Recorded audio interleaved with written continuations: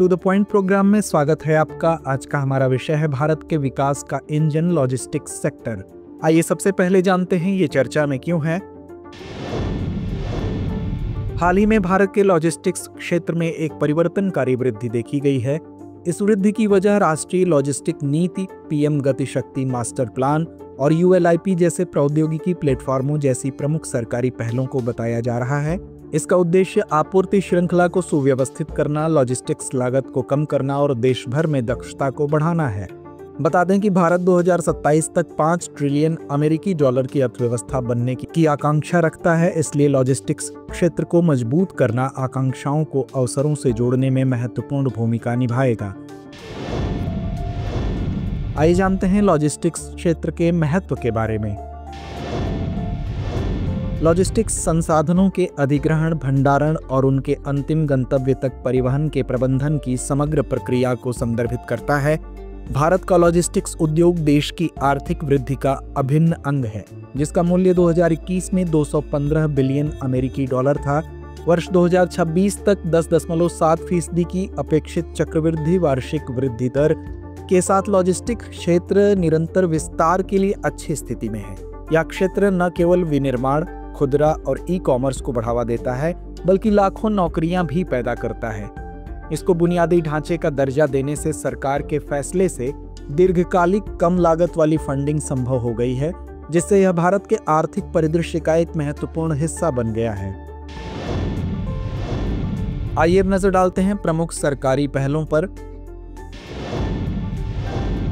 राष्ट्रीय रसद नीति, इसे सितंबर 2022 में लॉन्च किया गया था। इसका उद्देश्य एक निर्बाध लॉजिस्टिक्स पारिस्थितिक तंत्र बनाकर लॉजिस्टिक्स लागत को कम करना और दक्षता में सुधार करना है। एकीकृत लॉजिस्टिक्स इंटरफेस प्लेटफॉर्म और लॉजिस्टिक्स डेटा बैंक कार्गो पर नजर रखने और वास्तविक समय डेटा प्रदान करके व्यावसायिक संचालन को बढ़ाने में महत्वपूर्ण रहे हैं। पीएम गति शक्ति मास्टर प्लान, अक्टूबर 2021 में शुरू की गई यह महत्वाकांक्षी योजना मल्टी मॉडल कनेक्टिविटी बनाने पर केंद्रित है।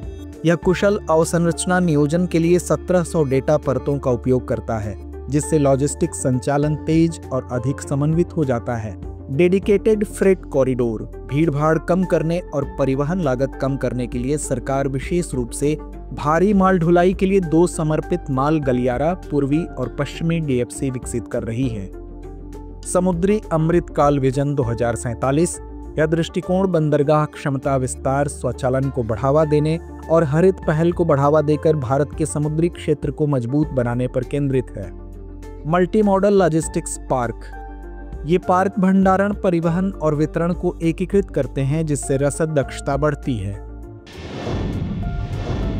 आइए अब नजर डालते हैं आगे की राह पर। भारत के लॉजिस्टिक्स प्रदर्शन में उल्लेखनीय सुधार हुआ है। जैसा कि विश्व बैंक के लॉजिस्टिक्स प्रदर्शन सूचकांक 2023 में 38वें स्थान पर पहुंचने से स्पष्ट है, जो 2018 में 44वें स्थान पर था। भारतीय अंतर्देशीय जलमार्ग प्राधिकरण ने 2024-25 में 145.5 मिलियन टन की रिकॉर्ड माल ढुलाई की सूचना दी, जो इस क्षेत्र में मजबूत गति का संकेत है। भारत अब स्वयं को वैश्विक लॉजिस्टिक्स केंद्र के रूप में स्थापित कर रहा है, जिसका लक्ष्य 2030 तक लॉजिस्टिक्स लागत को सकल घरेलू उत्पाद के 10% से नीचे लाना है। बुनियादी ढांचे और डिजिटलीकरण में निरंतर निवेश के साथ यह क्षेत्र भारत के आर्थिक विकास में महत्वपूर्ण भूमिका निभाने के लिए तैयार है। तो आइए अंत में नोट करते हैं आज का अभ्यास प्रश्न। भारत के लॉजिस्टिक्स सेक्टर के बारे में निम्नलिखित कथनों पर विचार कीजिए। पहला कथन है, विश्व बैंक के लॉजिस्टिक्स प्रदर्शन सूचकांक 2023 में भारत का लॉजिस्टिक्स प्रदर्शन 2018 के 44वें स्थान से सुधरकर 38वें स्थान पर आ गया। दूसरा कथन है, भारत में लॉजिस्टिक्स लागत को कम करने के लिए वर्ष 2018 में राष्ट्रीय लॉजिस्टिक्स नीति शुरू की गई थी। उपर्युक्त में से कौन सा या कौन से कथन सही है या हैं? विकल्प ए केवल 1, विकल्प बी केवल 2, विकल्प सी 1 और 2 दोनों, या विकल्प डी ना तो 1 ना ही 2। तो इस प्रश्न का जवाब कमेंट बॉक्स में देना ना भूलें। धन्यवाद। अब एग्जाम की तैयारी को और बेहतर करने के लिए हमारे चैनल को लाइक, शेयर और सब्सक्राइब करना ना भूलें।